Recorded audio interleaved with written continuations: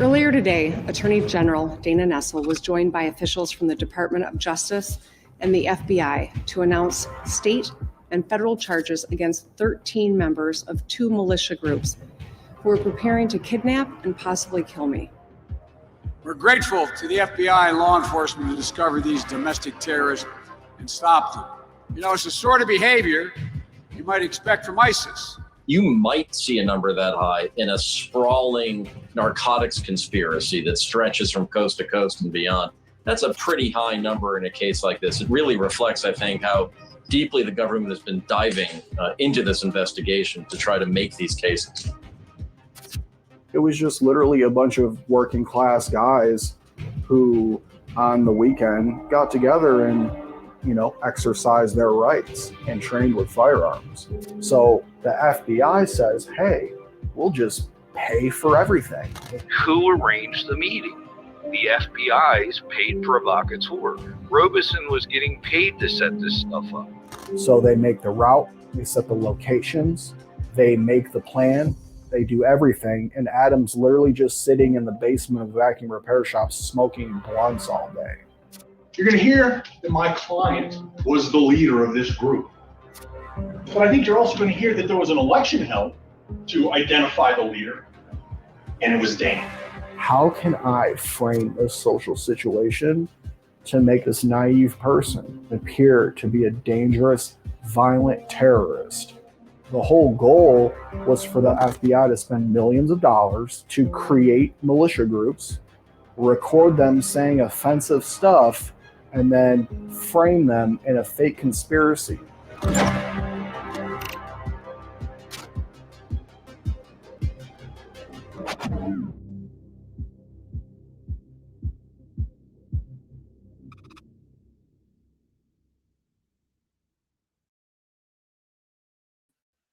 Hey, it's Jose Galison. You're watching No Way Jose. You can find me on No Way Jose YouTube channel, all major auto podcatchers, and Odyssey as well. Today, my guest is Radix.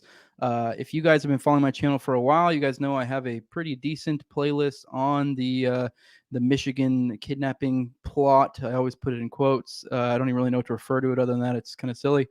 But, this episode will be dropping probably like right after my Timcast appearance. So I do realize there are probably new people coming here learning about this. But I do want to let you guys know there is a playlist. But for those who have been sticking around for a while, this lady, she is actually probably basically the primary source I used for that series. I also had Brandon on a few times as well. Brandon Caserta, one of the individuals, one of the conspirators, if you will. So I've had him on. I've covered it quite in depth. I haven't in a few months, and there's still been more developments. You guys just saw that documentary trailer that was actually done by Radix herself.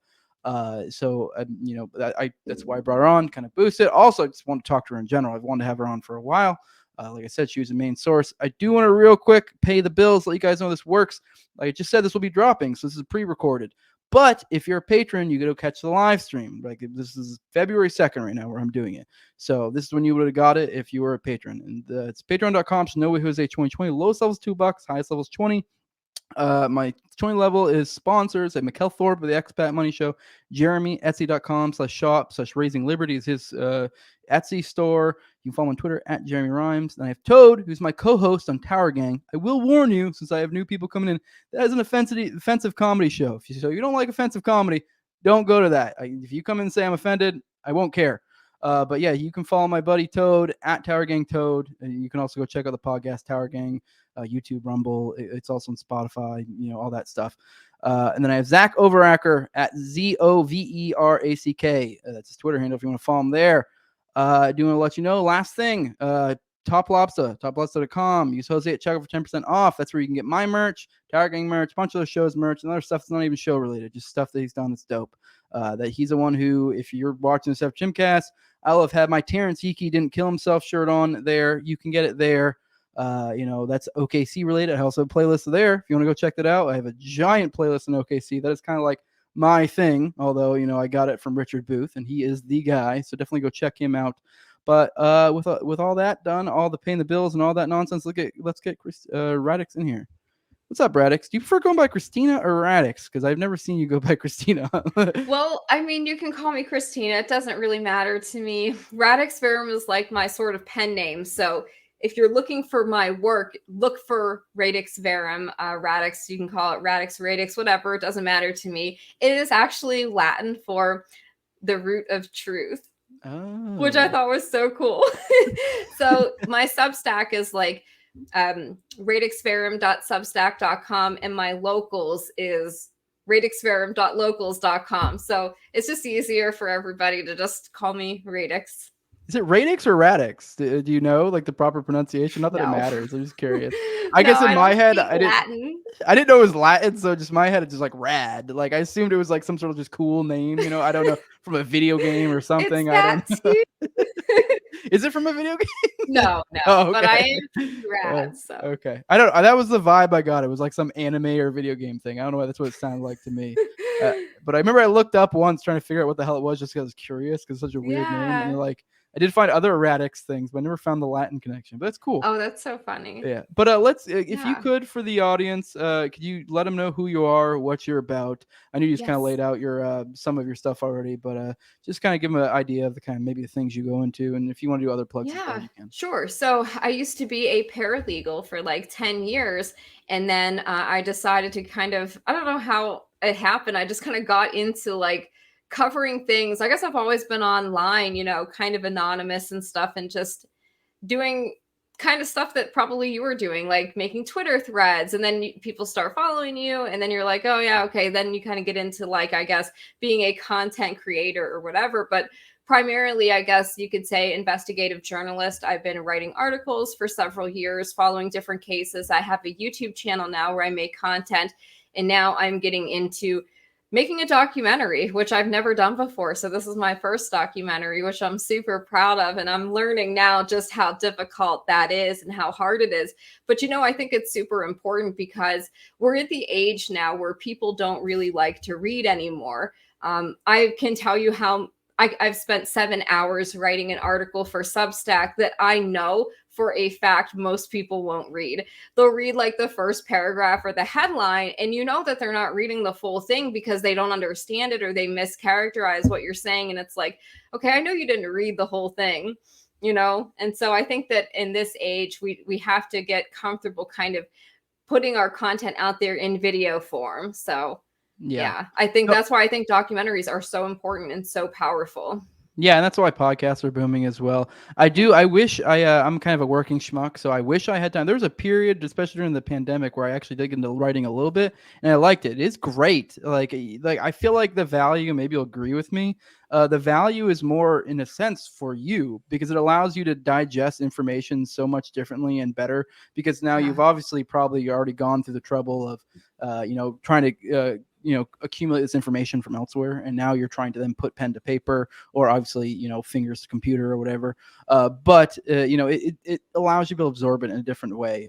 I actually, like, if I really want to absorb something, like I do audiobooks a lot because I'm a working guy, but like I also like to read, but I don't have as much time to. But if I really like something, I will do both. That way I can like digest in different ways. And then writing's another way. I think like whatever different mediums you can do, you just digest it in different ways, even if that's not your preferred learning method. Yeah, I think writing is super important, especially for me. Like anytime I'm reading something, I always take notes. I create like little notebooks for something. I've got 1,000 notebooks on the Whitmer case, right? And I think there's something about writing it down, especially if you write it down like 3 times or something, handwriting. There's something about moving your hand on the paper. I think that it helps with clarity too. It helps you clarify your thoughts and refine them.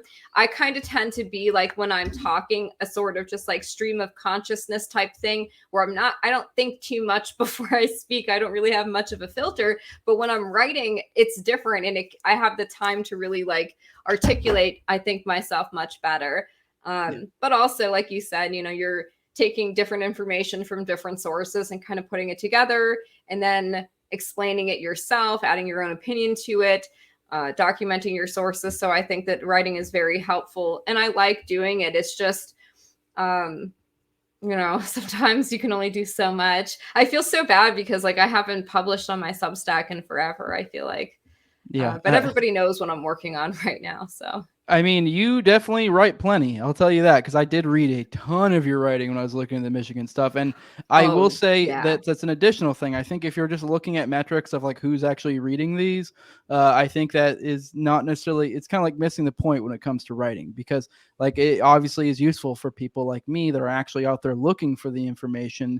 Because don't get me wrong, I listen to a lot of podcasts. Like I said, I'm a working guy. I listen to podcasts while I work. So that's kind of how or podcasts or audiobooks. That's how I digest most information. But if I'm really trying to like get into the weeds of something, like finding little essays and stuff it's super helpful. So I'm sure there's been other people doing the same. I went nuts with the Whitmer thing. I'll tell you what. So I'll just kind of give some background here for people who maybe aren't familiar with my work. So I have been aware, we'll just say, I've been aware of like what the government does, how they frame people, how they do, you could call false flags or stuff like that. You know, just general like government misconduct. Something I have been researching prior to the Whitmer thing was these PATCON operations. So PATCON stands for Patriot Conspiracy, and it was an FBI project in the 90s, possibly starting prior to that. It might go back to the 80s. We just don't know for sure. Of the FBI wanting to infiltrate Christian and right-wing militia groups. You know, there was a pretty big militia movement in the 80s and 90s, and I guess for whatever reason, they wanted to kind of infiltrate that. And it was very similar to like COINTELPRO. We know about COINTELPRO, though, because a lot of that stuff went through court cases. You know, there were convictions that happened. And so you got some of the FBI's documents relating to these operations, and you got more insight into them. PATCON was different. Most of the groups that the FBI infiltrated, like they didn't actually really do anything criminal as far as I know. And that is kind of why the PATCON information stayed hidden for so long.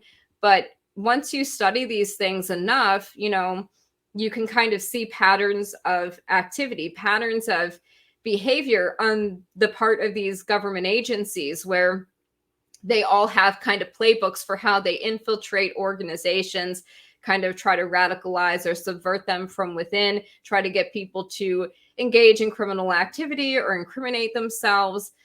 So when I saw back in October of 2020, when I saw these guys were arrested and I saw the mainstream media coverage of it, I immediately knew that's not the real story. There's going to be more to this story, you know, just kind of the way they were hyping this thing up, right? So for people who are completely unfamiliar with the Whitmer case, in October of 2020, it was early October. I think it was either October 7th or October 8th. I think the guys were arrested October 7th, and then they announced it October 8th of 2020. They said that they had arrested 13 men who were conspiring to possibly kidnap and kill Gretchen Whitmer. And they said that these guys were from two different militia groups. We never really got the name of the second militia group, but that was like one of the earlier claims, right? And you saw Joe Biden talked about these guys and smeared them and said that they were like ISIS. Gretchen Whitmer made a very similar statement. And me, being the kind of person I am, I'm like, well, you know, didn't the U.S. government kind of like create ISIS? So I'm like, interesting comparison there, right? So I just started researching it and writing about it. And then as the case progresses, right, initially, from what I remember, all of them were going to fight it. Ty Garbin was the first person to take a plea deal, and I think he took a plea deal in late October of 2020. So they flipped him almost immediately. And if you watch the documentary, Lord willing that we get it funded and completed. If you watch the documentary, you'll understand why Ty Garbin was probably the first person that they offered a plea deal to and that they put the screws to. And there's reasons for that are unrelated to the actual Whitmer allegations of conspiracy to kidnap Gretchen Whitmer. These guys were later hit with a superseding indictment that charged them with weapons of mass destruction, which is just simply ludicrous. You know, they said they had an unregistered destructive device. And, but so the more that you look into it, right, as somebody who is trying to report on the case, it's like, the more that you look into it, the more it doesn't make sense. the government's own narrative changes over time. You know, they'll say one thing when these guys are indicted, right? They take an indictment, they get a grand jury to secure that indictment, and then that changes from the criminal complaint. And then the story changes as discovery comes out in the case, and we learn that the FBI used a network of at least 12 informants and 2 undercover agents, possibly more. That's just what we know about and what was disclosed in court documents. But there's other documentation related to this case. There is still some discovery under seal. Why is that? You know, these guys have all been convicted at this point, so the federal case is over. Why is that information still sealed? And I believe that the reason it's still sealed is because it really would show that this was bigger than Michigan. There were a lot of different states, different targets in different states, and they wanted it to be a multi-state thing. They just, for whatever reason, weren't able to get that off the ground. So yeah, the story constantly changes, and you know, it just will seem to be one thing after another. We learn about, you know, misconduct of one FBI agent that was handling the case, then another one, then another one. Then there's a prosecutor that is removed, and it's just all these things kept happening that really kind of made me think that there's something going on here. This is much bigger than it appears. And there's obviously something they're trying to hide. Like, if you have all of this evidence, right, that these guys were conspiring to kidnap a governor, where is it? Like, how come we don't have actual audio of anyone actually entering into an agreement to do something like that? That's not what happened. So I listened in to the first trial for people who are maybe unaware of what happened. There were actually 2 trials. So the first trial was in March of 2021, and it was it was just kind of crazy. So I listened in every single day to the kinds of things that the government was doing. And, you know, if you're claiming that these guys were going to execute a plan to kidnap and kill a governor, like, you need to see a furtherance of some kind of criminal conspiracy, right? You would expect to see them talking about it or like actually taking steps to make it happen. None of that is there. And every single time there is somebody pushing something like offensive action, it is the government. These guys wouldn't have met each other without the government introducing them to one another. And sort of like, in my opinion, the way that it looks from what I've seen is they were taking these guys and trying to get them into what looked like a compromising situation. So, you know, they were doing things, and remember the time too, the course of the investigation was supposed to be March of 2020 up until the men were arrested in October of 2020. So during that time, you have to remember that there's lockdowns. There are people kind of protesting that, like anti-lockdown rallies. You also have people protesting police brutality. So you have BLM having their kind of riots and stuff. Cities are burning down. Grand Rapids is one of those. Peak and lockdown. So there's a conflagration of events happening in this specific time and place where there was a certain subset of the population, some working class guys, who were going to want to figure out, hey, like, we need to be able to protect ourselves and our families. We're watching people getting pulling out of vehicles and beaten. We are watching, businesses being burned down and looted. And so their mindset was, hey, I want to learn how to protect myself. I want to get good with kind of defensive firearms training, maybe even some medical training. And that's sort of how this was sold to these guys. So most of them were not even members of the Wolverine Watchmen, which was the militia group in Michigan that the government has kind of claimed these guys were all members of the Watchmen. That's not true. The Watchmen was a group run by Joe Morrison and Pete Musico.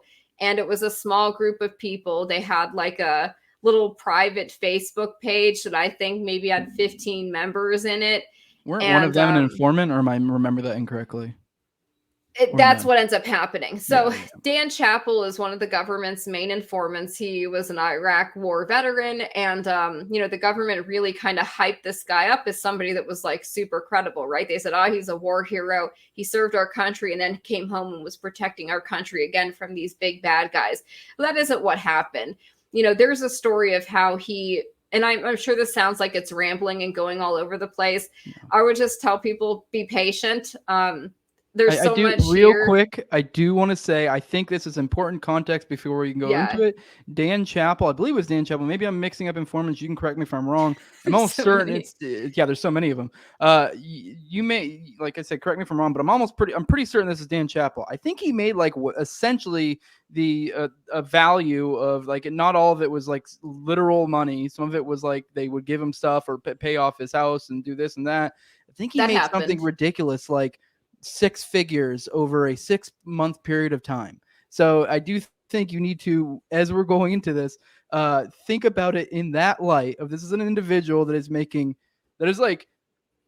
is incredible. Like if I don't make that in a year, so like I'm not asking you. Like I mean, obviously most people don't. Like I think most people would be willing to do pretty depraved things for that. Maybe $50,000 a year working as a truck driver, as a contractor for USPS. So he was a trucker for the Postal Service through a third-party contractor. He was making like $50,000 a year with that job, but we learned, like he had a lot to gain by becoming an informant, and his story is very interesting, right? So he claims that real quick, it's also not unique. I would highly suggest people read Terror Factory by Trevor Aronson. He goes into how informants work, and it is ridiculous. This is not uncommon. So anytime you see anything FBI at all related, you need to be incredibly skeptical because there's usually an informant and they have crazy incentives that go the way you don't want it to go. But sorry. Yeah, no, that's really good context. And it's very important. I think a lot of people are aware of, at least now, there's an understanding that in the wake of 9/11, Muslim men were targeted by the FBI for essentially fake terror plots, that the FBI would create and then swoop in to foil, and I think that we've gotten into the point now as a society where people get that. Like they know there's every time one of these events comes up that Muslim terrorism, almost always they've been in contact with an FBI informant or were previously known to the FBI, and then the FBI did nothing to stop them. It's stuff like that, right? Yeah. And sorry, I don't mean to cut you off again. I also want to say I just laid out how they give a carrot for the informants, but they will also give a stick because it's not uncommon, especially in particular with the 9/11, like the foreigners and stuff. It was not uncommon they would threaten their citizenship and stuff and be like, we will deport you. And then these will be people who have done nothing wrong. And they will be like, you will pay for this if you don't do what we want you to, or you can come along and do what we want. And there may be monetary gain for you at hand. So there's a carrot and stick. And so I'm sure, unless you've got new information, we probably don't know what the carrot or the stick was for these guys. But I think one or two or a few of these guys actually had some criminal issues. So it's very likely that they were, looking at some criminal time, and then someone swooped in and was like, hey, we can fuck you big time, or you can make some money. Which would you like? So carrot stick, but go on. That's right. And they actually operate kind of worse than the mafia. The mafia has a code of honor, at least, where they're not going to go after your kids or your family. The government will. They will absolutely use your kids against you to threaten you into compliance. They don't have that kind of honor, or whatever you want to call it. They don't have those ethics. But you make a good point. We'll get into Steve Robeson, who is the one that you were alluding to that had the very long criminal record. But just going back to Dan. So you're absolutely correct. There's financial incentive for people to become informants. And for Dan in particular, it seemed that he kind of wanted to be important. He wanted to be special, right? And obviously that wasn't the case at his job working, as a truck driver for USPS or whatever. He wasn't even making a lot of money as a truck driver. In fact, Barry Croft was making much more money than him as a truck driver. Barry is, of course, one of the defendants who is now But, he's been sentenced to 19 years in prison, and the government called him the spiritual leader of the group and said he was like the blind sheik or something, and we'll get into that because it's ludicrous and insane.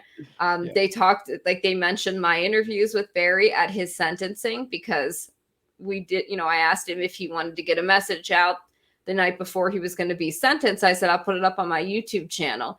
And he said, yeah, I would like to make a statement because after going through everything, he didn't have faith in the legal system. He just kind of wanted to make a statement.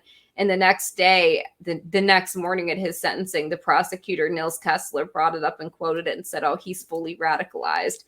He's unrepentant. And it's like, oh, you mean, so he didn't say, yeah, I did something that you framed me for. Like, he didn't say he had faith in the system, or whatever. Like, it's just nonsense. Yeah, that was a common theme throughout all of this. A lot of it was about ideology. They would frame things because, I don't know how many people that are listening to this are familiar with like things like Boog Boys, but a lot of these people had like similar-ish type ideologies to that, or even maybe, I guess, the positive aspects of like 3%ers and stuff. The idea of like, hey, they don't want to do violence, but if violence comes to them, they will, have self-defense, whether that be the government or not. And that is a pretty common libertarian, anarchist position, what have you. And if you really look at it in its proper light, there's nothing offensive about that.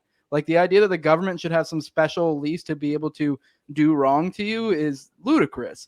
So, and they're not, they're in no way saying they're being aggressors, but this is a common theme throughout where they would refer to things like that. And then even, more traditional, like boomer conservative shit, like 1776 type stuff they would bring up too. That is like stuff that you learn in grade school. What's funny about that is like at Barry's sentencing, the prosecutor, Nils Kessler, said that, that Barry, when he talked about wanting to restore the Constitution, these were some of the things they caught him like saying on a wire or whatever when they were surveilling him for, over 2 years. They go, oh, when Barry said he wanted to restore the constitutional republic, that's no different than ISIS saying they want to restore a caliphate. And I'm like, what? And then he goes, yeah. And he talks about the founding fathers and the Constitution, which is a myth.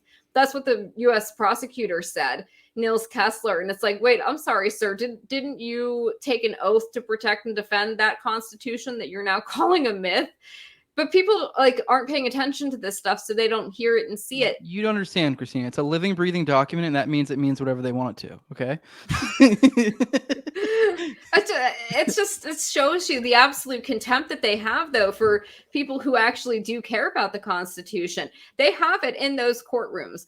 And Barry told me his lawyer said, don't you mention the Constitution, because his lawyer asked him if he wanted to make a statement in his sentencing, And Barry said, yeah, I want to talk about the Constitution. And this is Barry. Like, that's his personality. He is huge on the Constitution. He's sort of like a boomer conservative, like you were saying. He would go around in a tricorn hat and try to talk to people about the founding fathers and like the Federalist Papers. And that's just how he is. But you have people like me and Brandon who are like, we don't want the government to exist. Yeah. Oh, Barry loves like the idea of America, or how it was how our founding fathers intended it to be, and that was his big thing, So it just is stunning to me though that like they're like, oh yeah, that's what makes him dangerous. It's like the fact that he wore a tricorn hat. They tried to use that against him. He has "We the People" tattooed on his arm, and they're like, oh yeah, that's like gang stuff. Like what? He has a 3%er symbol on his hand, tattooed on his hand, and they actually were saying that that's gang affiliation. And that gets into another aspect of this case and how it's being used. The state cases are even crazier. So this is probably so convoluted and hard for people to follow that aren't familiar with this. I know I was just talking about one thing and moving on to another. It's okay. I'll have to come back to it. I want to go back to we have to be able to talk. Me and you have gone so deep, and I know you've gone even deeper than me. It is hard. And I don't know. I like to think that a normal, intelligent individual can follow along with us. But if you can't, I've done plenty of work. There's a whole playlist if you're watching my channel. I know you have as well on your channel. So, and I would actually suggest her content over mine, especially the thing. But I will say this is like such an undercovered thing.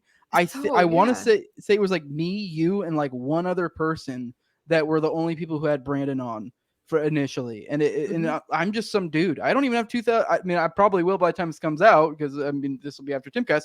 I'm sure I'll get some boost. I'm almost at 2,000, but I'm not even at 2,000 subs. And I was one of the only people who had Brandon on.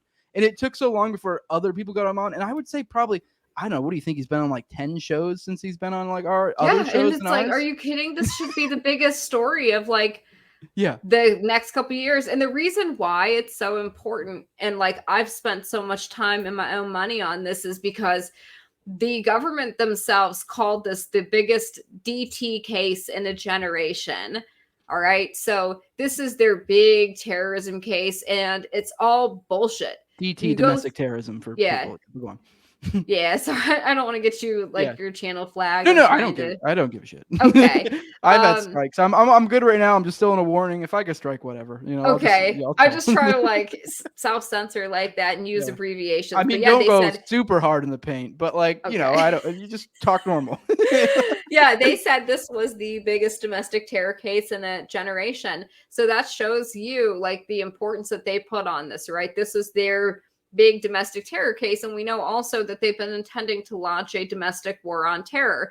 You've seen how they go after one side more than the other, like people that are protesting outside of an abortion clinic. Now the FBI is going to raid their house. Parents that are upset about drag queen story hour, and attend their school board meetings. They're now being called domestic terrorists and maybe having a database made about them. We don't know.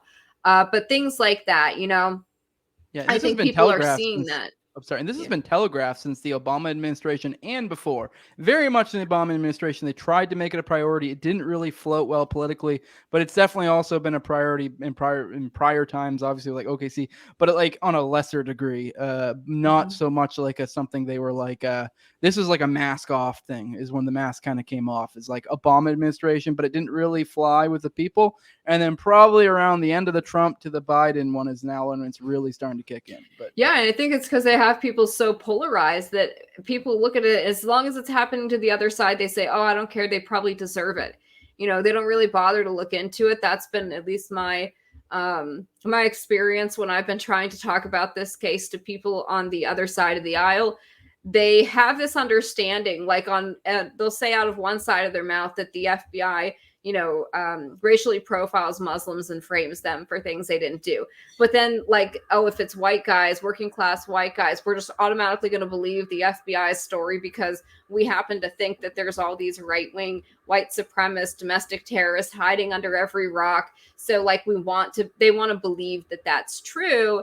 And so if they see a story like this, their automatic assumption is that the guys did it, they're guilty, or even if they didn't do it, and even if the FBI was doing some misconduct, they still deserve it because they have bad opinions. And that is really what a lot of this stuff was. These guys were being investigated over memes or things like that. Barry, so first of all, for the federal case, there were 6 guys charged: Ty Garbin, Caleb Franks, Adam Fox, Barry Croft, Brandon Caserta, Daniel Harris. Adam and Barry were the two that the government kind of said were the main guys, right? Adam Fox, they called the ringleader. He was the guy living in the basement of the vac shack, he was that was clearly homeless. The target from the beginning, but yeah. Yeah, right. Well, actually, Barry was. Oh, okay. Barry was the target from the beginning. Barry lived in Delaware. He was a truck driver. He's got 3 daughters that he was raising without help from their mother. So Barry is driving around the country as a trucker. He's seeing everything that's happening, and he just kind of wants to do some firearms training. He somehow meets up with the guys from Michigan. I believe it was on Facebook, and it was through an FBI informant that introduced them. So at every turn, it's like the FBI is introducing people. And one of the things I found out, I guess I can talk about it, but the FBI had in mind like people they wanted to target. They had a database of people that basically were engaged in wrongthink that for whatever reason they wanted to target, and they were giving the informants access to that database. And that's how the informants were figuring out who to target and what groups to infiltrate. So Steve Robeson, we talked about him briefly. He was one of the informants, one of the main informants, probably as crucial to the case as Dan Chappell, who was the main informant and became number 2 of the Wolverine Watchmen. He was, you know, a vote was held and they wanted to make him their commanding officer, like their leader. He said, "Oh no, I don't want to be the leader of the group." So he became second in command, but he was effectively the leader. He was the one doing all of their defensive firearms training and stuff like that, running what they were calling FTXs. That stands for field training exercise. That was all done by Dan, who was working for the government. So Steve Robeson is the other main informant, and his story is a little interesting. He was made an informant, and I've seen documents to back this up. I'm not making this up. I can prove it, and I will in the documentary. Steve Robeson was made an informant in 2019. I think it was October of 2019. He has a history as a career criminal, going back many years. He worked for the feds in the 80s at one point with a biker gang case. So there's that history, but he's also a convicted pedophile. The FBI kept that information from the public. They actually hid it from his criminal record. So when he was infiltrating militia groups, they would run background checks on this guy, and that wasn't showing up on their background checks. So the FBI hid it, but moreover, they hid it from themselves. This is another thing that needs to be seriously investigated. I've seen Steve Robeson's CHS file, right? So CHS stands for confidential human source. That's what the FBI calls their informants, confidential human sources. So he has a CHS case file. They mention all of his criminal charges except the pedophilia one. So they're concealing that information from their own documents. Yeah, no, it's so scummy, the level that the feds are willing to go to.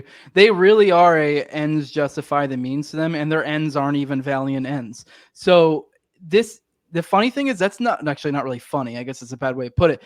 But I have actually heard, I wish I could remember the exact one, but in my OKC one, I've been reviewing it all in preparation for Timcast. I'm kind of hoping, I mean, obviously when this comes out, hopefully, I will have been able to, I'm hoping to be able to intersplice some of that conversation in there. But there was one of the characters involved, I can't remember which, Richard Booth brought up, there was an individual, and I'm sure this isn't even a unique thing. They have literally expunged or gotten people off the hook for things like pedophilia before, so they can go in whatever endeavor they are wanting to get to, which is once again the carrot and the stick. That was the stick of, hey, you're looking down the barrel of this gun right here. We can make this go away, or we can make it your worst nightmare. And we can also enrich you monetarily as well. So they have done worse than what you are even mentioning. So, like, this sounds, I'm sure maybe some normies might come over here from some watching this, from, like I said, hopefully this will get an influx in this episode. It might be blowing some people's minds, but the FBI is not to be trusted in any way. That's right. Yeah. So if anything, I feel like when you see something like FBI this, you almost should immediately have a gut feeling of the opposite of whatever. I'm not saying assert that, but be like, all right, and work backward from there. Just investigate it, exactly, which is sort of what I did here. I never intended to be making a documentary about this case. I had no idea I would even get in touch with the defendants. I was literally just writing about it, covering it, doing some videos about it, and then it ended up, I guess one day I got in touch with Brandon, sent him my articles, showed him, hey, this is what I've been writing about for 2 years now, and this has been like what I've seen, and I want to talk to you about it. End up interviewing Brandon, and then just kind of in my conversations with him realized that, like, yeah, this is so much bigger than what is understood by the public. They know so little about the case. There was so much I didn't even know after even following it for 2 years, looking at all of the motions filed by the defense, seeing all of the evidence that showed these guys were innocent and all of the evidence of government misconduct, there's still so much more that people don't know about because it's either under protective seal or they just weren't able to get it in, and it wasn't talked about. It wasn't publicized. So, this is like, it's so weird how this stuff happens. And now I'm talking to almost all of these guys that were framed by the government, and the way that they do it is so shady. So Steve Robeson. Real quick, before we go on, I want to say, I think it's a good time to mention it. For anyone watching this, anyone new, I don't know what people are going to watch this. Brandon will go on any show. Brandon Caserta, he's one of the guys. He got off completely not scot-free. They fucked him over for a long period of time. Which is the funny thing. And he's not going to probably ever see any money back from the time they took from him, the money he lost, et cetera, et cetera. But he beat the charge. We're not going to stop until some kind of restitution is made. He needs to sue them for violating his civil rights. That's super important. If there's any lawyers out there that are watching, get involved. If you can, reach out to Brandon. He'll talk to you. He has a massive case against the government because y'all don't even know half of the kind of things that they were doing. I'm saving like the most egregious stuff to come out in the documentary. So I'm not giving all of the information out here of the kinds of things I've seen. It would blow your mind though. And the other thing is that in order to get some of this information, you have to start peeling back the bureaucracy. So we need people that are our elected officials, our Republican politicians that are on the House Oversight Committee to investigate what the FBI did in this case, because there's so much stuff that I'm sure they're hiding. I believe there's a lot that is being hidden and that they don't want people to see. And so let's talk about the state case real quick. Even face value. No, sorry. I just want to make a point. Once you understand this case, once you look into it, even just at a do the slightest bit of investigation, the case is beyond paper thin. And that's not even to go into some of the crazy other aspects where it gets kind of, disgusting, malicious, whatever, bad word you want to apply to it. But just at a face value, the case against these people, there's nothing of substance, nothing. No, what they did was the government got these guys drunk and stoned and then recorded them all talking crap. There's like one part of this that was played, like a piece of audio that was played at trial where Adam Fox is stoned and he's drunk and he's saying, that bitch Whitmer, we're going to fly her over the lake on a kite, and it's like, okay, this obviously isn't serious. This is not serious talk. And then at one point he's like, yeah, we can get some Black Hawk helicopters and commandeer the airspace. And it's like, it sounds like he's talking about a plot from like a Hollywood movie. Adam, by the way, is incredibly autistic. I'm surprised and shocked that his lawyer did not have him tested for autism, because it's very clear that he suffers from it, which I think is what made him so susceptible to be manipulated by these FBI informants. But he's super big on Hollywood movies. He can tell you all this weird trivia, dates, all this weird facts about these old movies. So when he said stuff like that, it's like you kind of have to know his history and the kind of person he is and why he might say something like that. He's not serious. He's not actually talking about commandeering Black Hawk helicopters in the airspace, securing the airspace with a group of 6 guys. Like, it's not physically possible. It was never going to happen. It wasn't serious. He's trying to impress Dan Chappell, who told him that he was an Iraq war veteran who was part of the elite team of people that rescued Chris Kyle. So Adam is trying to appeal to this man who he literally calls dad, who he sees as a father figure to him. And that's the super insidious part about this. So sad.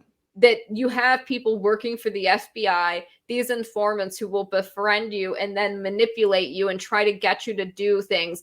And like they'll get you to trust them. And it's a period, it happens slowly over, months, and just tell people you're special, Adam, blah, blah, blah. Hey, Adam, draw a picture of the governor's lake house on this piece of paper for me. Adam is so he's so naive. He doesn't understand what's happening. He just drew some like chicken scratch on the paper and gave it to the guy. Dan puts it in his pocket and gives it to the FBI. Here, we got him to do a map. You know, that wasn't Adam's idea. There were things like where the government took these guys on like a night recon, you know, to do a recon of the governor's house or something, or her vacation cottage. Adam is in the vehicle with 3 government agents. He's in the back seat. He's not even driving. He's being driven by the feds. They go loop around. He didn't even know where they were going. They had some app pulled up. They were trying to find the address, didn't even have the address. He was lured there because they said they were going to, I forget what it was, but it was probably another time that they lured him with, you know, we're going to get hot wings and beer. And he's a homeless guy. So he's like, oh, okay. You know, it's like, this is what they do and how they prey on people. Yeah. So they tell him to get out of the vehicle and pose under the bridge, like with 2 guns like this. So he, being the naive guy that he is, gets out of the car, poses under the bridge like this. He's got UCE Red, who's an undercover FBI agent, standing next to him as they're under the bridge, taking the pictures of him like this.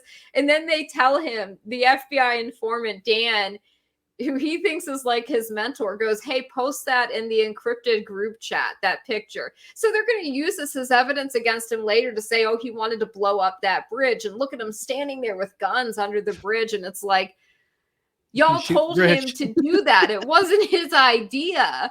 You know, you guys just wanted to have something that looked bad. So Dan Chappell also had suggested numerous criminal acts to Adam that he turned down. Adam Fox was upset about the lockdowns, and he did say some pretty offensive stuff when he was drunk and stoned. But what the government isn't showing you, and this is why when you really go through their evidence that they presented, none of it tracks or makes sense. It's random stuff, right? So they'll go back 7 years on your internet history. They'll find the most offensive shit you've ever said online, memes. They call them photo captioned images. And then they put together, like, literally construct a narrative. And what they were doing, they had these informants get these guys drunk and stoned and then ask them hypotheticals. Hey, hypothetically speaking, you know, if we were going to kidnap the governor, like, how would we do that? And so Adam would be like, oh, yeah, we'd have to take out her security detail, you know, this and that. Like, he's stoned, he's drunk, he doesn't even know what he's saying. Then they'll take that one clip out of context and play 1 minute and 17 seconds of it where it sounds like he's saying something real bad and like, but there's no actual like steps that he was taking to carry this out. In fact, you see the opposite happening. You see people leaving the group. And then you have like Jason Chambers, the lead FBI agent, texting the informant saying, hey, I want you to maximize attendance at this event. I want you to try to get Brandon to show up for this. So the FBI is the one setting up the night recon, the survey, you know, driving by the governor's house. That was all the FBI. There, like, at no point was Gretchen Whitmer ever in danger. In fact, they had set up a pool cam at her vacation cottage because they wanted to get these idiots driving by. You know, they set up literally like a Hollywood production to try to make this a thing. When they did their little night recon, Barry was told they were doing land navigation training. So he thought this was part of like the militia training or something. He lives in Delaware. Here's the other question that was never asked or answered during this. Why does Barry want to kidnap Gretchen Whitmer? He doesn't live in Michigan. Like, what's his motivation for it? They claimed that the guys were mad about like the lockdown mandates. Okay, Barry lives in Delaware. He's a different governor and different rules. Like, why does he care about what Whitmer's doing? He's a truck driver. He goes all through the country. Like, he's not even home most of the time. He's out traveling. Why would he care about Gretchen Whitmer? And they go, oh, well, these guys were just so radicalized. They just wanted to kill politicians and they didn't care who.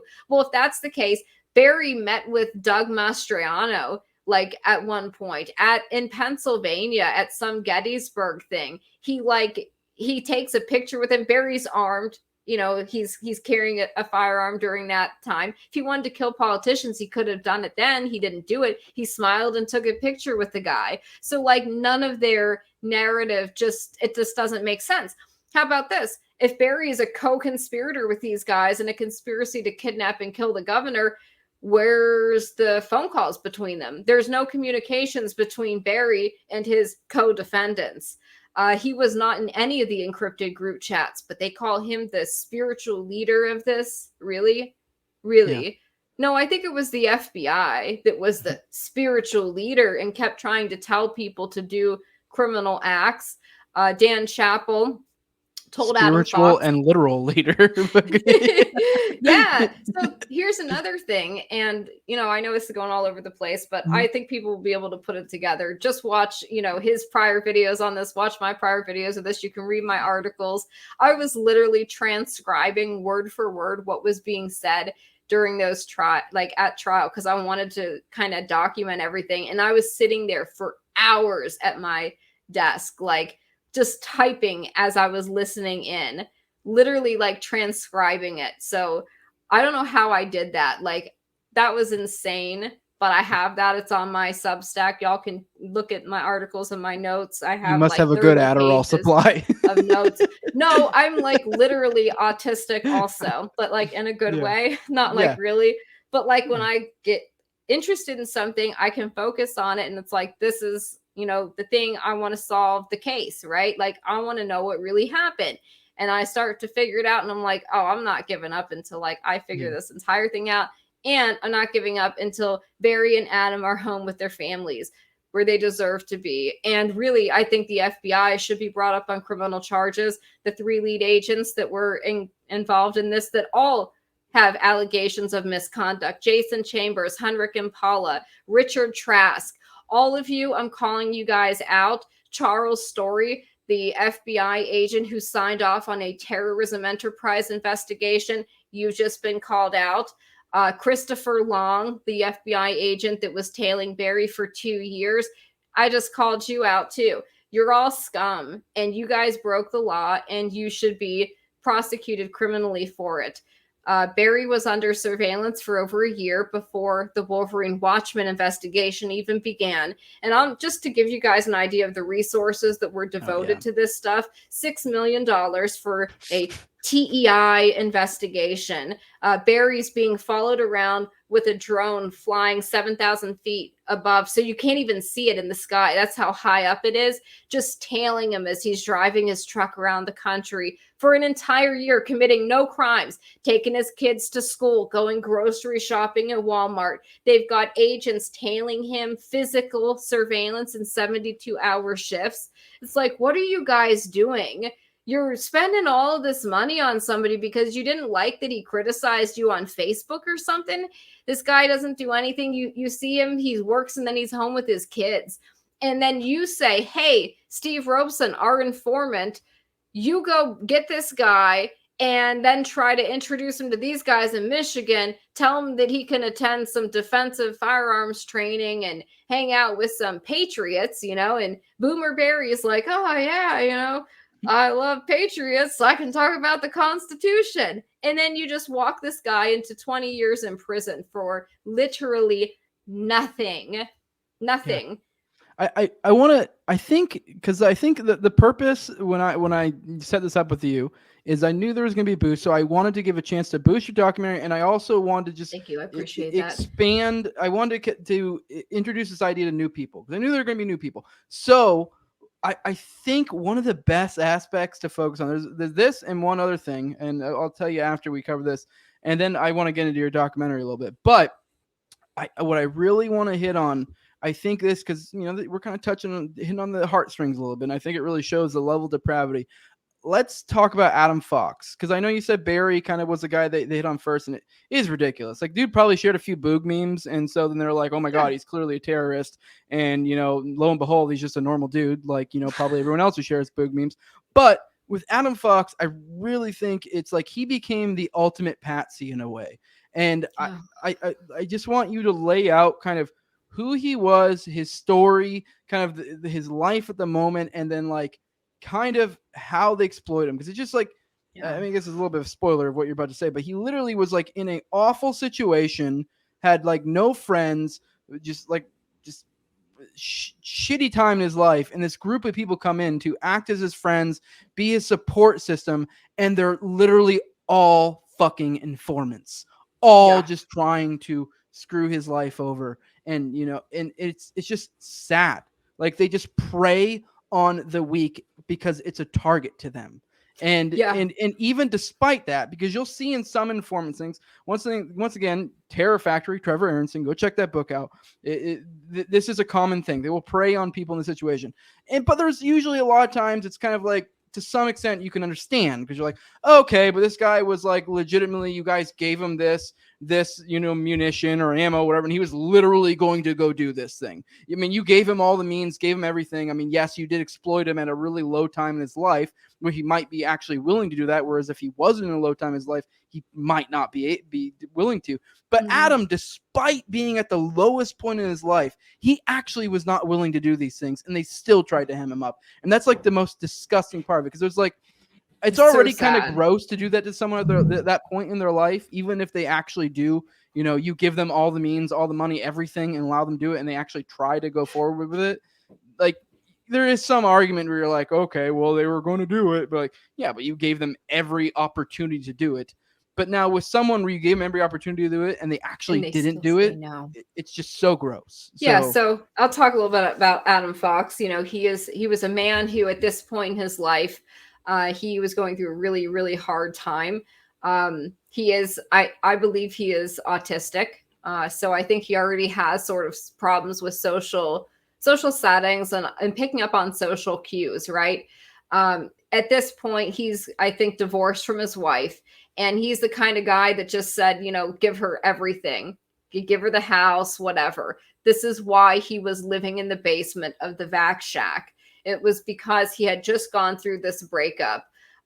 He's at a really low point in his life, doesn't have a lot of friends. His own father didn't really take an interest in him. So, he's kind of like, he's a working class guy. He doesn't have a lot. He's in this vulnerable position of being homeless. If he wanted to brush his teeth, he had to go to the Mexican restaurant next door. He would just go to the gym and play with his dog. He would shower at the gym because he didn't have a shower at the basement of the vac shack, and so all he had was that dog. And how it is, like when you're vulnerable and you're kind of down on your luck, your friends, your fair weather friends will kind of abandon you. So the only people that are around are people who really care about you. And it's not like that your mom can visit you all the time or something like that. So this is somebody who is, he's in a very vulnerable spot. And then the lockdowns happen and they exacerbate things and they make it harder for, people to gain employment, or maybe it's harder for you to carry out your job because certain things are shut down and you think that's unconstitutional. Then you start seeing these other things happening, the riots and stuff like that, and you get a little bit concerned. And I think that's where Adam was. He wasn't somebody that was ever part of a militia group prior to this. Like he was trying to learn how to use firearms, but he certainly wasn't really good. He didn't have really professional gear like some of the other guys. And so I think what happened, and I haven't confirmed this yet, but I believe what happened is that Adam was already on their radar because of things he was saying on Facebook. And to just put this out here for people who don't understand, one of the things that came out, documented fact at trial, the government was operating groups on Facebook and individual accounts. So they have an entire office of the FBI dedicated to that. I know people that are watching this are probably familiar with the Twitter files, and you've seen how the FBI was using Twitter to suppress information and that they had contacts there. Well, at Facebook's a little bit different. They were running and administering group pages for militia groups, right? So National 3 Percenters, who was an administrator of that group, Jenny Plunk, an FBI informant out of Tennessee in this case. Steve Robeson was the Wisconsin 3 Percenter. He created a fake 3 Percenters group that, again, this was the government created this group. They created many groups. Twitter is probably actually, obviously before the Elon thing, was actually, even despite all that, probably one of the best mainstream platforms in comparison to the other ones. That's You a good know, point. so like because I had left Facebook a while ago. That's actually what moved me over to Twitter, because Facebook was awful, just like censor out the ass. So it didn't surprise me at all that the feds were up there to the wazoo. Yeah. And it's not surprising at all that I think it's my opinion that they probably infiltrated Facebook far more than they did Twitter. But Yeah, and moreover, like I said, they gave Steve Robeson, one of the FBI informants who was a convicted pedophile and a career criminal, they gave him a database of people they wanted to target.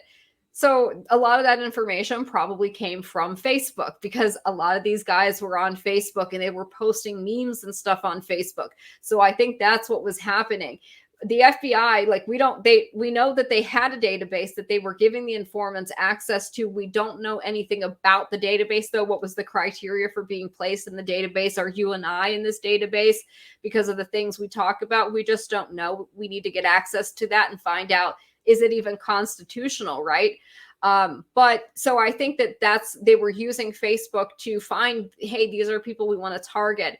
And the other thing that they would do, so some of these people befriended Adam on Facebook, but then Adam shows up to a rally at the capital of Michigan, at Lansing. The Wolverine Watchmen are there with Dan Chappell leading them. He's a FBI informant. He's wearing a wire. He's talking to the FBI in real time. Adam's there, separate. He doesn't know the Watchmen at this point.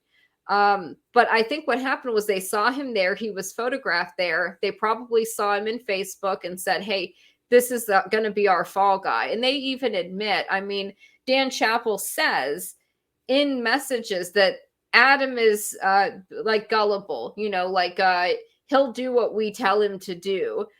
He's saying that to like the FBI. So this was the person I think they had identified as like, this guy's going to be our ultimate patsy. But so the FBI, when the guys showed up for this rally, this anti-lockdown rally at the Capitol, Dan Chappell tells the FBI, hey, I think these guys might do something. The FBI calls the Michigan Capitol Police and says, hey guys, stand down and like open up the doors to the Capitol and let everybody in there. So there are pictures of the Wolverine Watchmen inside the Capitol armed. The media took those pictures. They spread all over the place. They said things like militia group storms the Capitol, occupies the Capitol. No, nothing violent occurred. But they got that photo op, right, of beginning to try to paint these guys as like terrorists when they weren't. They just happened to be there. The doors were open. They went through COVID screening to get in. They were polite to everybody. Adam was there that day, though, and I think that's when they kind of first honed in on him. And then Dan Chappell reaches out to him. There's a woman on Facebook named Elise that was actually an FBI operative pretending to be a woman named Elise that was working him. His own girlfriend at some point might have became an informant. We don't know. But there's high suspicion that that's what happened. Her name is Amanda Keller. And so this poor guy, these informants befriend him and they say, hey, we're going to bring him to the field training exercise. The other guys in the group, they didn't really like him. Like, he didn't fit in with them. They didn't want him around. Ty Garvin, who was one of the first guy that took a plea deal, he referred to Adam Fox as Captain Autism. So this is a person who was in a very vulnerable place. And then Dan Chappell makes contact with him and tells him, hey, you're special. Actually, I want you to come to these trainings. You're really talented. You're a leader. We need you. And the level of communication, we have the records, thousands of phone calls, text messages every single day between Dan and Adam. He's in this guy's ear trying to push him to do things. And just to make it clear so people don't get this confused, Dan Chappell, working for the FBI, would suggest things to Adam like, hey, why don't we shoot a couple rounds in the governor's home just to show them, that like, this is the shit that the FBI was coming up with. And Adam said no. Then he said, how about we put some tannerite in her driveway and then we shoot it to blow it up? That'll teach them. Hey, how about we attack her security detail? And Adam was like, no, I don't think that's a good idea. But this is like the government, they said, oh, well, he was only suggesting that as de-escalation. How is that de-escalating? You know, these guys were talking about creating like a constitutional school. They wanted to like mint silver. They bought a smelting machine. That's the kinds of stuff that they were actually interested in. Then no one was interested in kidnapping the governor. The informants kept suggesting it and they kept turning it down. Yeah, what you just alluded to is kind of what you just said is what I was alluding to earlier with how they operate a lot of times with these informants, and what kind of makes it even more distinct of why it's so disgusting with these guys, and Adam Fox in particular, is they will completely give them all whatever materials they need to carry out an act, and they will also give them the plans. But then it's not uncommon. This is extremely frequent. There's so many examples of this and then some individual, typically some hapless individual down on their luck, and they will actually carry it out. And don't get me wrong, not good. That's a bad thing to do. But you have to have the context of literally all they did was do the act. Everything else was done for them. They didn't have to put forth any brain power, put any money towards it, anything. Literally they were just completely laying out for and a lot of times they would be like, oh, we'll give you a loan and don't worry about paying it back, or what. It's just so disgusting. But it makes it even more disgusting when the individuals are like, no, and they still fuck them. They said, yeah. So they said no numerous times. There were other guys that said no too. We're not effing black bagging politicians. No way. We're not offensive, we're defensive. They even had in there their little rules for their group that they created that specifically said, we are defensive. We train people in defensive use of force, how to protect yourself, your community, your family. That was what they, in their minds, that's what they understood a militia to be, is a group of people that could protect their communities.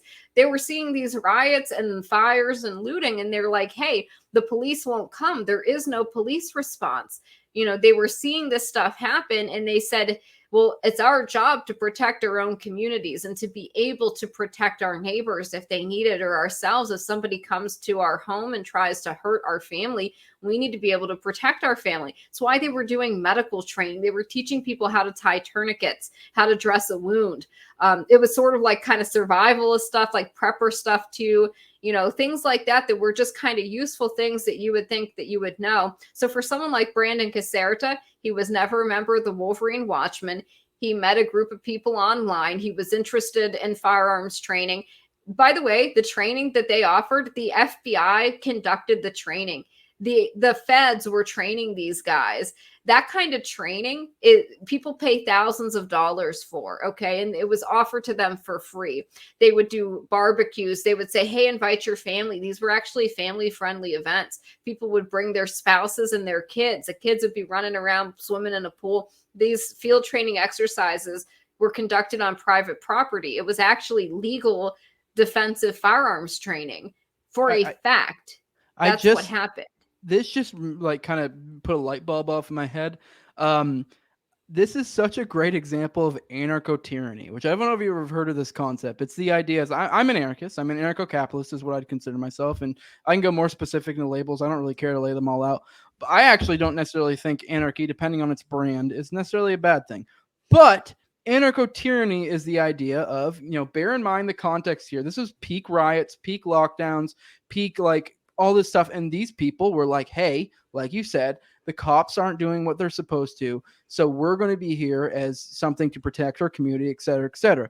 So the idea of anarcho-tyranny is the idea of when it's when crimes, crazy stuff, riots, whatever happens, the state will just sit back and let it happen and not really do anything. But God forbid you defend yourself, you are likely the one to be in the crosshairs of the state. And yes. that is exactly, this is such a perfect example. Obviously, they didn't intend to do it, but this is the effect of it. These were people who were picking up the slack, or in their minds picking up the slack of the state, of what the state is intended in theory to do. I mean, they never end up doing it. That's why I'm an anarchist. But and they get the book thrown at them for it. So Yeah, I just thought it was an interesting exactly. thought. Yeah. Yeah, that's right. I mean, and that's but they were able to get like pictures and audio and video of these guys kind of running around looking scary, wearing plate carriers and carrying, like AK-47s or something, and running Oh, around like doing cops some do? training. Right. Like they wanted to make it look like, hey, look at these guys. They're scary. So you should convict them on a conspiracy to kidnap and kill Gretchen and Whitmer. Even though there's like nothing of them talking about it, but look at this scary thing. And then listen to this person drunk saying something stupid, completely out of context. And that's how they strung this thing together. But the more you pull at each individual piece, the more you learn how crazy it was, and that's not at all what happened. And so it just, I mean, it's upsetting to me. So Adam Fox, like they knew, and this is in text messages between the informant and one of the handling agents, Jason Chambers. Dan says 5 months into their investigation, official investigation, it actually began prior to March of 2020, but that's when they officially document the start of the investigation. 5 months into it, Dan texts his FBI handler and says, there's no plan here. These guys are wasting my time. So they admit that 5 months into this investigation that you're spending millions of dollars on, there's no plan. Nobody wants to do anything. And these guys are wasting your time. So the FBI says, well, then you need to like push them to come up with the plan, and that's what they were doing. FBI informants were pushing people to come up with a plan. And they would have these meetings where informants would say really crazy shit. You had like, they wanted to get Frank Butler, who was a 60-year-old disabled Vietnam veteran in Virginia, to kill Ralph Northam. The FBI sent him instructions for how to build a bomb with Drano and like sugar and some other household items, and then told him to double the recipe. He could have killed himself, like had he tried to make this, and thank God he didn't. So he hasn't been arrested, but he was at one of these meetings and they would hype these guys up. These informants would do crazy talk.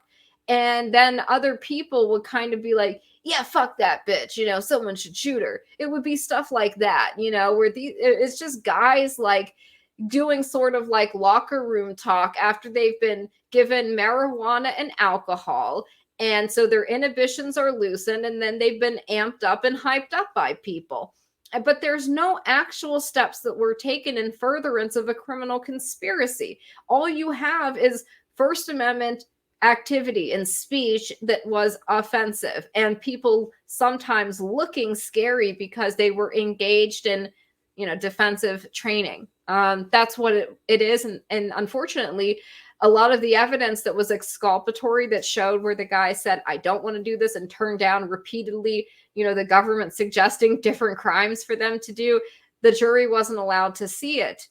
They tried to offer Adam Fox, remember, he's homeless. He's going to a lot of this stuff because they're giving him beer and like food and spending time with him and telling him he's special. And for the first time in his life, he feels like he belongs with somebody. He has people that understand him and his beliefs, and that, act like they care about him, call him to ask if he's okay, if he needs something, if he's hungry.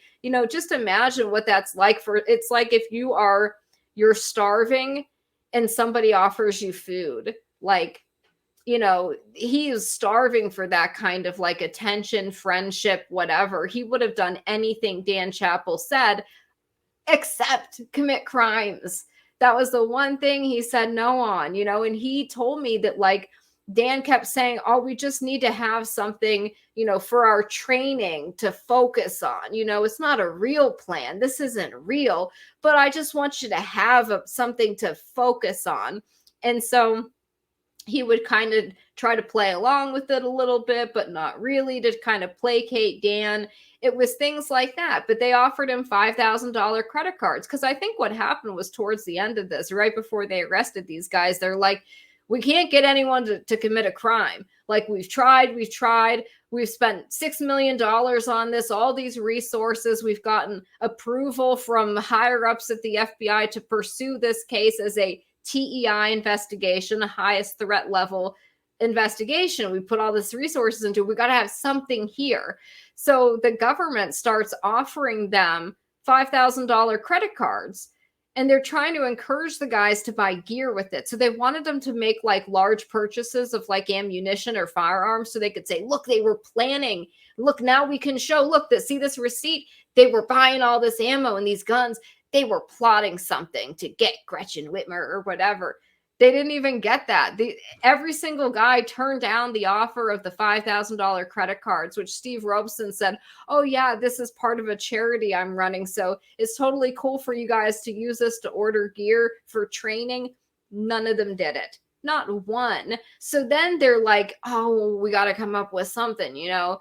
We can't even get them to use the credit card. So then they introduce UCE Red, an undercover FBI guy who poses as an explosives expert and tells them he can get them explosives.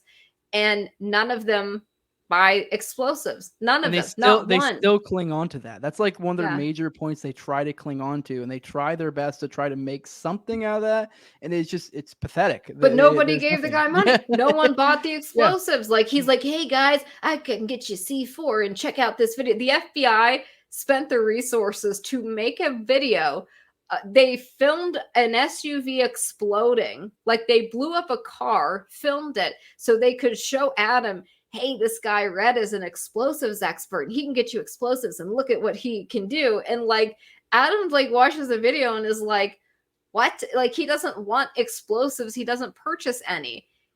It's nuts, but they still do that. And then they claim the other, and so this is how their story changes. They said they were trying to purchase explosives, but they got called out on that and proven wrong. So then they backtrack and they say, well, they had an unregistered destructive device.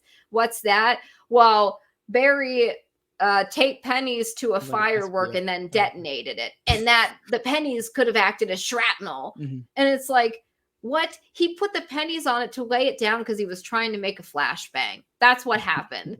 And y'all are acting like this is, and I'm listening into this as they're saying this at trial. It's like he went to a store and bought the fireworks legally. And then he detonated them and taped some pennies onto it. Yeah. This is an unregistered destructive device that I can go buy at the store. Just like tannerite is something you can buy at a store, like BBs. Oh, one of them had BBs or something, and it's like, okay, or black powder, like, oh, that means they were gonna do something, and it's like, no, he bought the black powder because he was trying to make a reloading machine. He wanted to be able to reload ammunition because ammunition's expensive. Yeah. Like, there's a legitimate explanation for all of this, but the government is able to cherry pick little things and build a narrative that is completely inconsistent with reality. And I'm sure you want to wrap this up real quick. So I just to explain it. We can go for probably at least another half hour as long as you have.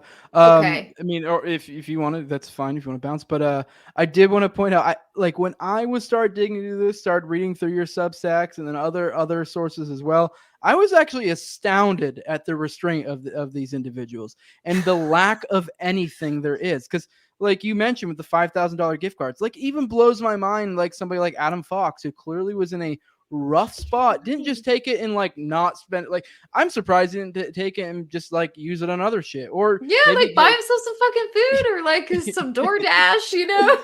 Yeah, even then they're like nope, and that wasn't even really, that was like the lightest of things. It is astounding. There's a couple more things I wanted to touch on because, you know, once again, bearing in mind, I think the audience that may come into this, I think they might be interested in the January 6th stuff. You brought up Jason Chambers. There's a connection there, isn't there? I believe. Correct me if I'm wrong. Like, and have you looked into this? Or no? No. Okay. So okay, I thought there was. We'll get to that. I just want to explain to somebody the way that, like, how, put it this way, right? Say that you have a tool shed in your house, right? And you're working on some project, right? So maybe you have some nails, a hammer, a glue gun, whatever kind. You're working on a project in your tool shed. You're a man, right? And you're married. You get into a fight with your wife and you say something to her like, I'm so mad at you. Like, I don't ever want to see you again. You know, something like that. And then you storm out. And then you realize that, like, oh, I need a hammer to finish that project I'm working on in the shed. So then you go to the store and you buy a hammer. The government then says that you were conspiring to kill your wife. And they say, hey, look, listen to this clip. Here he says to her, I never want to see you again. And then look, he goes to the store and he buys a hammer. Look at this video of him in the store buying the hammer. He was going to kill her. He wanted to do it. And now And he's it's at like, Paul Pelosi's house. yeah. So, but if you didn't That's have funny. the full context of like why he went to the store and bought the hammer and like that it was for something unrelated, you might look at that and go, oh my God, he did say he didn't want to see her again. He yelled at her. He even slammed the door and then he went and bought a hammer. Maybe he did, like, for the person who doesn't have context, like, you could see how one thing that is innocent could be made to look nefarious, right? So I just wanted to use that as an example to maybe help people understand, like, how easy it is really for the government to, and for anybody, to take little bits and pieces of something completely innocent and innocuous and frame it in a way that it looks like menacing or it looks really bad. But just imagine that that's something that could happen to you, because this is something that could happen to you. Like Brandon, you could walk into an active TEI investigation because you got invited to do some defensive firearms and medical training. It could be that simple, like, and have your life destroyed. Brandon spent 18 months in prison before he was acquitted. He lost his job. He lost his apartment. They tore his vehicle to pieces, and he lost his name, his reputation. He's had trouble getting employment. I mean, that follows you around, that stigma of just how the media slandered him also. And I want people to understand that that could literally happen to any of us. That's why we have to care about this case. That's why we have to talk about it. That's why we have to expose it, because it was something that it literally could happen to you. And it could be that kind of situation of just little things you've done over a year, cherry picked, strung together into a false narrative to paint a completely different picture of you than who you really are. Yeah, no, Brandon became like the poster boy of this stuff.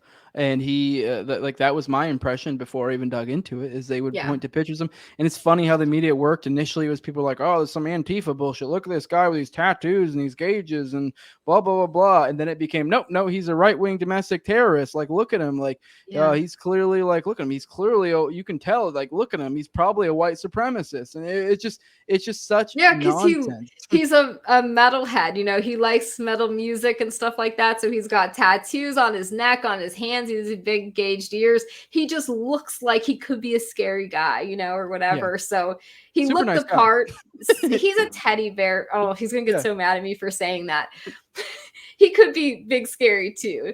But he looks scary, you know, and that was like the image that they really wanted to. And you're right. There were people on the right who rushed to condemn him as like Antifa or whatever. And that wasn't true. And then the leftists that rushed to condemn him as like a right-wing, white supremacist, domestic terrorist, that wasn't true either. Neither of those were true. Like, people just don't do their research or their homework, and they just run on assumptions and what the media or the government say, and it's usually wrong on both sides. So yeah. But Jason Chambers, didn't he have some part in the federal aspect of the, like, I think he got moved shortly after that, and I think Stephen Duenzuono. That's what you're thinking of. I mixed up the two. Okay. Stephen was the one that was in charge of the Detroit field office, the FBI field office in Detroit, overseeing the Michigan investigation. He was the one in charge when Jason Chambers called and said, hey, tell them to open the doors to the Lansing Capitol and let everybody in and to stand down so we can get this photo up. That was Duenzuono overseeing that. He got moved to head of the Washington, D.C. Office prior to January 6th, and he'd already oversaw a case with a fake storming of the Capitol. Yep. So isn't that interesting, right? And all of the groups that they claim were like militia groups that were involved in like an insurrection or a seditious conspiracy, literally every single one of those groups were infiltrated by the FBI well before January 6th. We have documentation from the Whitmer case that it was probably in 2018 and 19 that they infiltrated these different militia groups, Proud Boys, Oath Keepers, 3%ers. I mean, hell, the vice president of the Oath Keepers was an FBI informant who had a heart attack the day before he was set to testify in the case. Coincidentally, I'm sure. Yeah. All right, let's last thing. I want to give you a chance to talk about documentary. Kind of interested in what scope you're looking at, where you want to start, because we were talking beforehand, and it's like, especially when you get into this like kind of conspiracy realm, and I'm not using that negatively. Like there clearly was a conspiracy on the Fed's part. This is like undeniable at this point. Like now, like where the problem is, like once you start going down this road, everything bleeds into itself.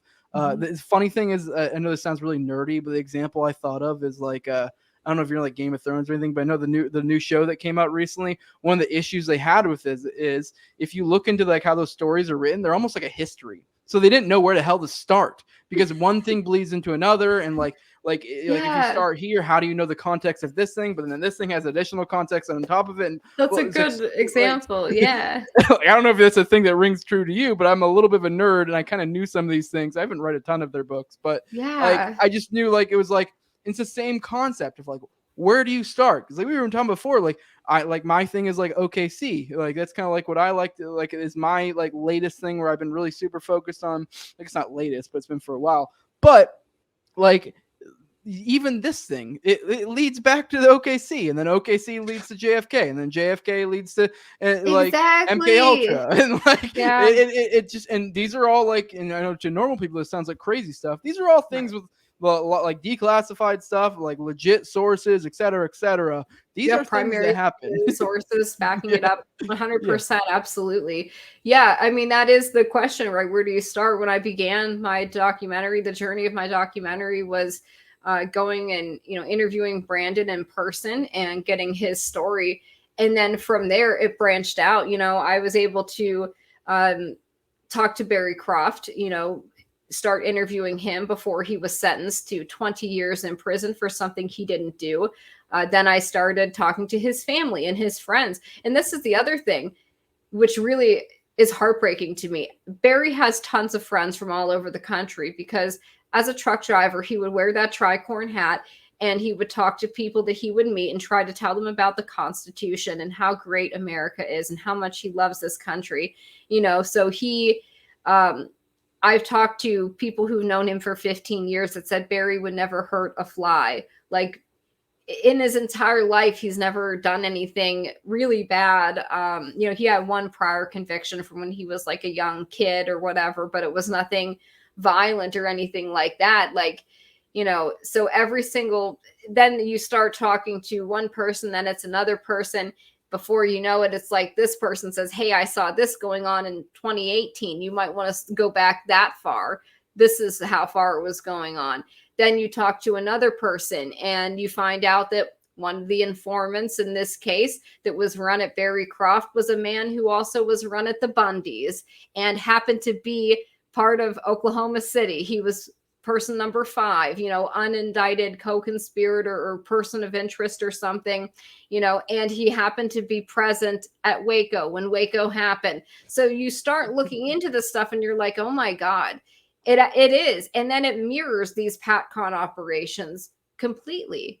Like what we saw with, Oklahoma City, where you had numerous people involved that were working for the government. You had numerous informants at Elohim City. You had Andreas Strassmeyer, who was probably German intelligence and working for the CIA. Then you had another girl there. Her name was Carol. She was an undercover ATF. Howe, Carol Howe, ATF informant. She's telling her handling agent, hey, like these guys are scouting 3 different locations. I think something's going on here.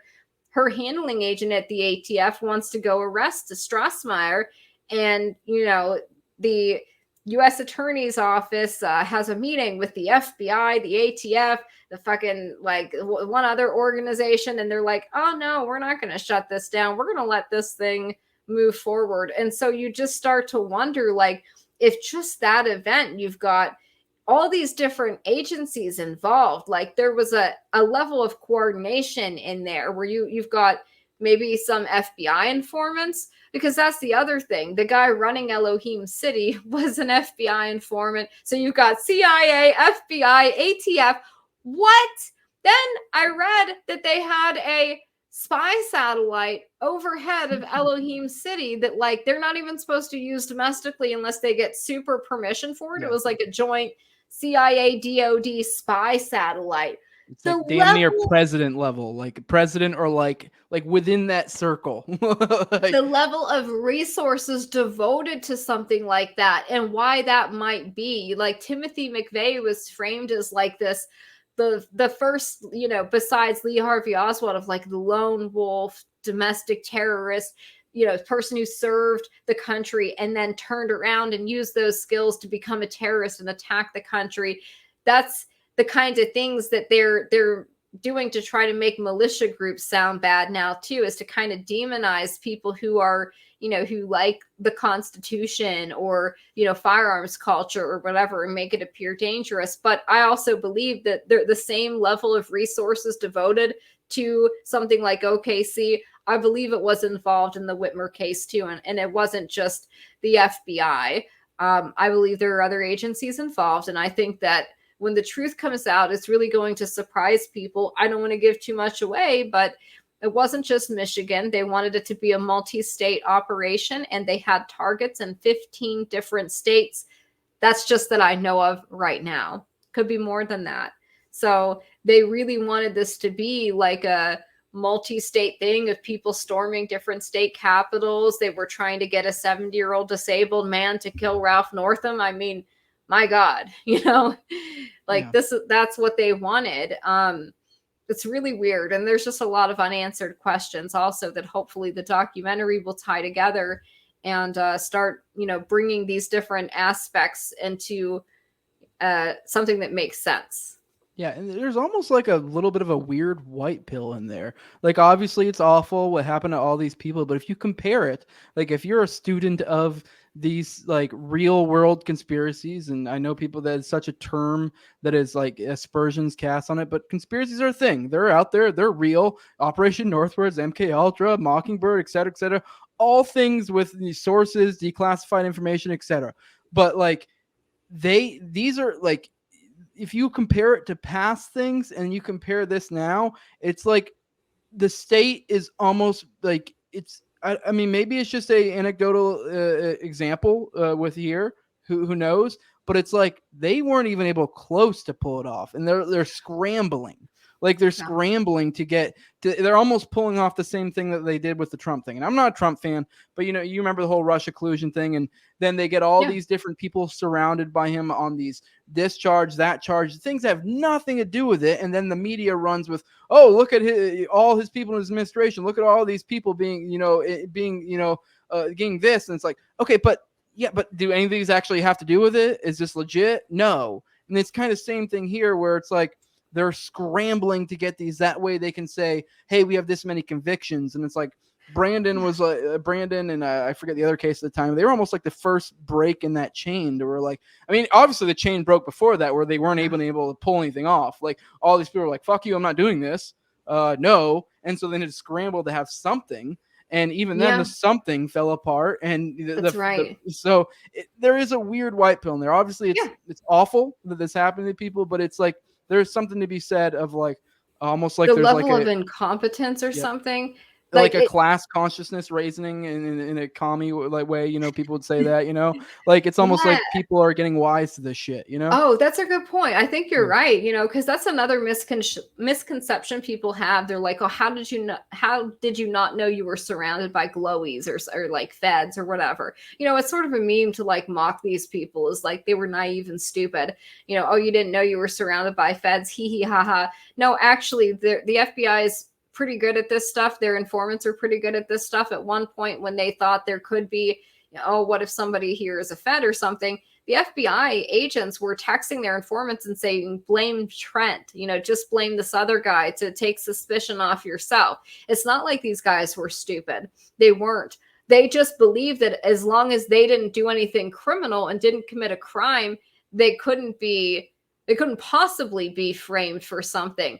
That was the mistake that they made, of thinking, if I don't do anything illegal, then even if there are some informers or feds in here, they can't get me on anything. That was the mistake that they made. It was a crucial mistake. because it doesn't matter. They can, get you, drunk, saying something dumb. They can get some videos of you looking scary, string that together. Now, all of a sudden, you're a domestic terrorist that wanted to kidnap Gretchen Whitmer, even though there's no evidence of anyone entering into an agreement to do that and no steps being taken in furtherance of that. So if you wanted to kidnap a governor, let's say kidnap and kill a governor, you'd have to take steps to plan that. Like, you would need a team of people. You would have to have like enough ammunition and firearms and like training to make that happen. There wasn't any of that. Barry got duped to go on the night ride along because he was told they were doing land navigation training. He didn't even know why he was in the car or where he was going. They have him on audio where the undercover FBI agent says to the informant, "Did these guys even know where they're going?" Like, because he himself knew something's like wrong about this. And Barry says destination unknown. So, like, that's the other thing where there seems to be within the FBI itself, you had all these different field offices working this, giving kind of contradictory statements and stuff. It's just all very weird and convoluted. And so I'm hoping that the documentary really exposes too just how something like this can be made up from whole cloth, right? Another thing people don't know about is the government did what they called reenactment videos. So they literally made a Hollywood production of something they said the guys were going to do, and they were allowed to show that to a jury, but the jury wasn't allowed to see all the times that they said, "No, I don't want to do anything violent. No, we're not going to do this. No, we're not going to shoot into the governor's residence. We're not going to attack her security detail." Like, the jury didn't get to see that stuff, but got to see these Hollywood production videos of like a reenactment of what would have happened. They were so incompetent when they drove these guys by the governor's cottage house and they had the pull cam up to surveil them. They didn't even catch him like on the camera. So they had to go back and do it again. Like, the FBI had to, they themselves drive past the governor's house, park in her driving lot, and then pull out in a reenactment video. And it's like, how do you get to show that to a jury? That's so prejudicial. It's just insane. It didn't actually happen. But so like, that's what they were saying. Like, they wanted to do it. It could have happened. But it's like, and this is a court of law. I just was stunned by some of the things I saw and heard at that trial. You had one FBI agent talking about the fireworks, saying it was raining down sparkles. Like, raining down sparkles? You're charging them with WMDs for that? Yeah. What? What is happening? First degree burn. Raining down sparkles. So yeah, the documentary, though, I still have a lot of work to do on it. I hope you guys like the trailer. You can support the documentary if you want to. We're doing some fundraising for that right now. If you go to the website, it's knkfilm.com. It just redirects to our Give, Send, Go, where we're trying to raise enough money to really do the story the justice it deserves. It's going to be a long and massive story. And it continues to get like bigger and bigger, more and more work. So hopefully it'll be out by the end of the year. It might have to be a 2-part because I haven't even gotten into the state cases yet in my documentary, just the federal case. And I think the state cases are equally important and less talked about. And just as an interesting note, I'll leave you with this. In the state case of 5 guys right now that are being charged with providing material support for terrorism, the Null brothers, Eric Molitor, Brian Higgins, and Sean Fix, the government sealed everything, all of the documents from the public, all of the discovery and all of the evidence from the media and the public. A local journalist in Michigan, his name is Eric Von Dusen, he sued to get that information unsealed because he's like, what the hell? You can't just do that. Then the judge said, okay, we'll unseal it. Boom. The Attorney General of Michigan, Dana Nessel, sues to have that information resealed. So again, I'd ask the question, if you have all of this evidence of a conspiracy to kidnap and kill Gretchen Whitmer, why do you need to seal all of the discovery and all of the evidence in a high-profile case like that? What are you hiding? Yeah. Well, I really appreciate your time. This has been great. I really can't think of much like anything better that I would have rather have dropped, like in probably the biggest influx of traffic I'm going to have in this channel in probably a long time and I've ever had. I think this is great. We touched on a lot of stuff. We touched on, I think, an important current event story. Also touched on some other stuff that I like, the OKC stuff, etc. This has been, I think, a great first impression for a lot of new people to come to this channel, and I hope people go to your channel as well. So with that, if you could drop your plugs again, let them know where they can support you, or where they can, go follow your writing, your videos, etc., because I do really think you do great work, and I can't stress enough. So that's so sweet. My YouTube channel is just Radix Verum. I am at not Radix on Twitter, so spell like NOTRADIX, not Radix on Twitter. Are you ban-evading? Don't tell anybody. Just kidding. I would never do that. We would never do that here. Like, my third account. Idea what you're talking about. And my Substack is radixverum.substack.com. I am on Locals. You can join my Locals community. It's free to join. You do not have to be a supporting member each month, but it's a fun community where you can interact with me and my listeners. That's radixverum.locals.com. And other than that, I think just watch for the documentary. The documentary's YouTube channel is K&K Film Official on YouTube.